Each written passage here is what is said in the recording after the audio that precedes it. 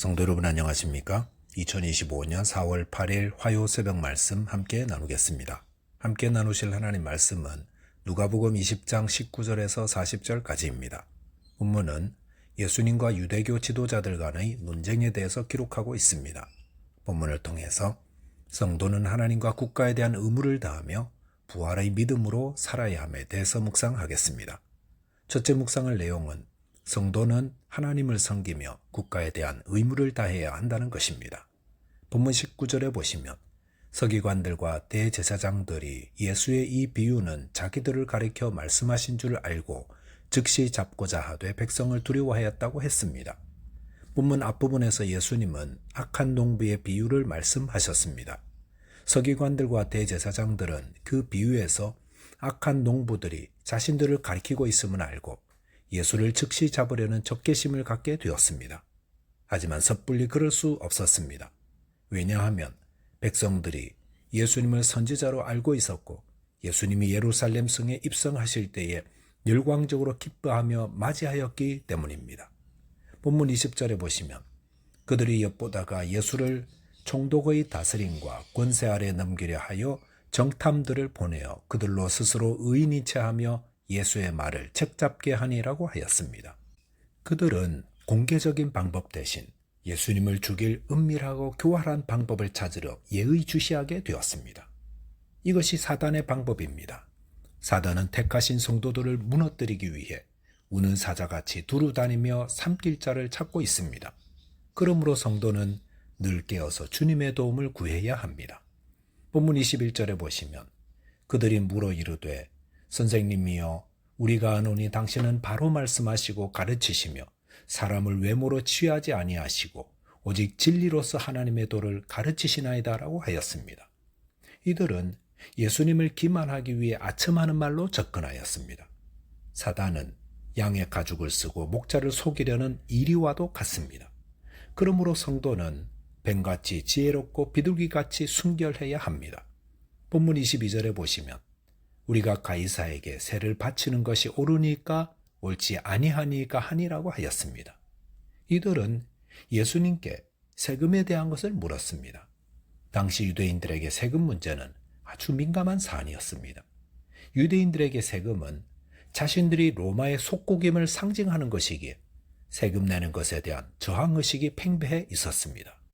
그러므로 예수님이 세금을 바치라 하면 예수님은 반민족주의자로 매도될 것입니다.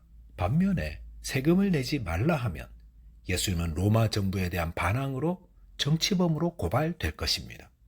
본문 24절 25절에 보시면 데나리온 하나를 내게 보이라.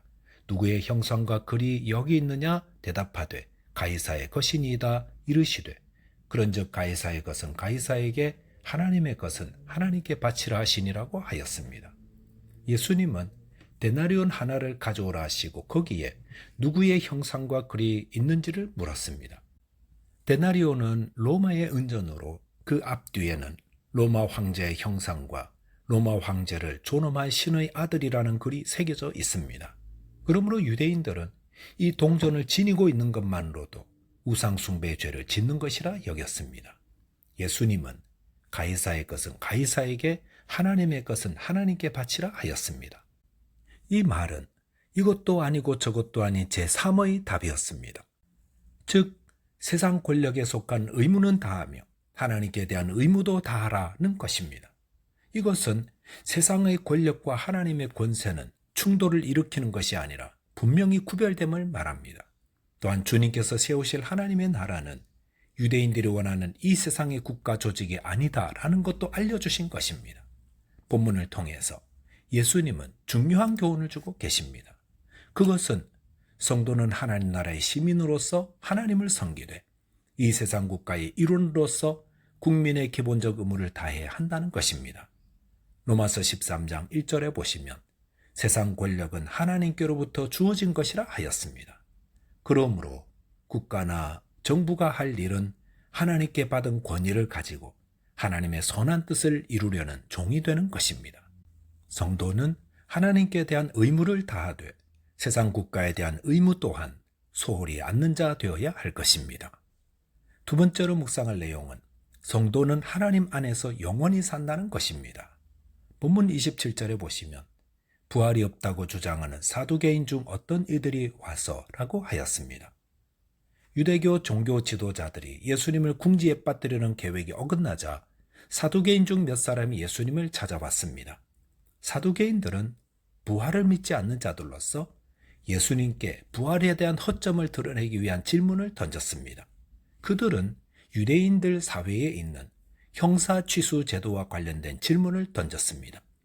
형사 취수 제도란 형이 후손을 보지 못하고 죽었을 경우 동생이 죽은 형의 아내를 아내로 맞이하여 자식을 낳고 그 자식을 형의 이름으로 대를 잇게 해주는 제도였습니다.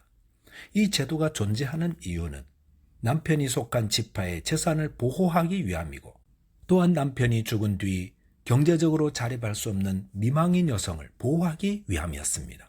사두개인들은 형이 자식 없이 죽고 그 남은 아내를 동생이 아들로 취하였는데, 그 동생이 자식이 없이 죽고 이렇게 7 형제들이 다 한 아내를 취했다가 자식 없이 죽게 된 경우를 이야기했습니다.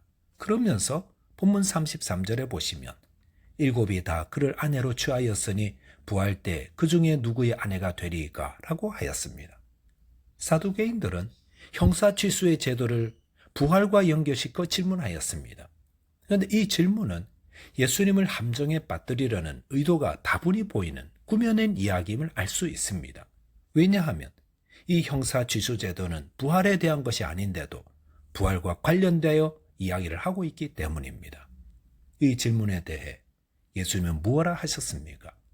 본문 34절, 35절에 보시면 예수께서 이르시되 이 세상의 자녀들은 장가도 가고 시집도 가되 저 세상과 및 죽은 자 가운데서 부활함을 얻기에 합당히 여김을 받은 자들은 장가가고 시집가는 일이 없으며 라고 하였습니다.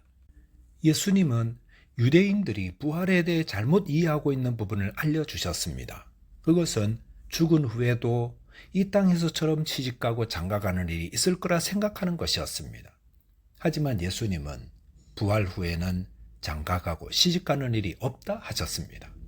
그리고 본문 36절에 보시면 그들은 다시 죽을 수도 없나니 이는 천사와 동등이요 부활의 자녀로서 하나님의 자녀임이라 하였습니다. 예수님은 부활 후에는 다시 죽을 수도 없다 하셨습니다. 그리고 천사와 동등이요 부활의 자녀로 하나님의 자녀라 했습니다. 시집도 장가도 가는 일이 없고 죽음도 없이 천사와 동등한 존재라면 이것은 이 땅에서의 삶과 완전히 다른 삶입니다. 예수님이 이 말씀을 해주시는 것은 당시 유대인들이 가진 부활 후의 삶에 대한 오해를 바꿔주시기 위함이었습니다. 유대인들은 부활 후의 삶을 이 땅에서의 삶의 연속으로 이해하고 있었습니다.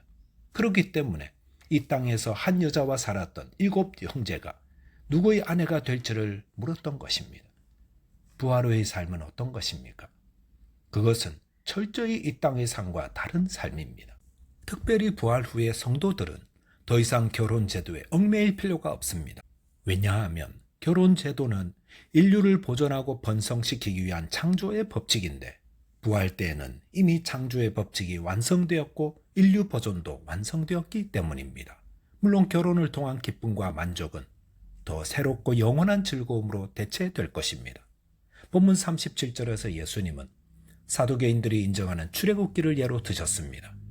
출애굽기 3장 6절에서 모세가 가시나무 떨기 불꽃 가운데서 하나님을 만났을 때에 하나님은 나는 아브라함의 하나님이요 이삭의 하나님이요 야곱의 하나님이니 라고 하였습니다. 여기서 하나님은 이미 수백 년 전에 죽은 아브라함의 하나님이었다 라고 하지 않았고 아브라함의 하나님이다 라고 현재형을 사용하셨습니다.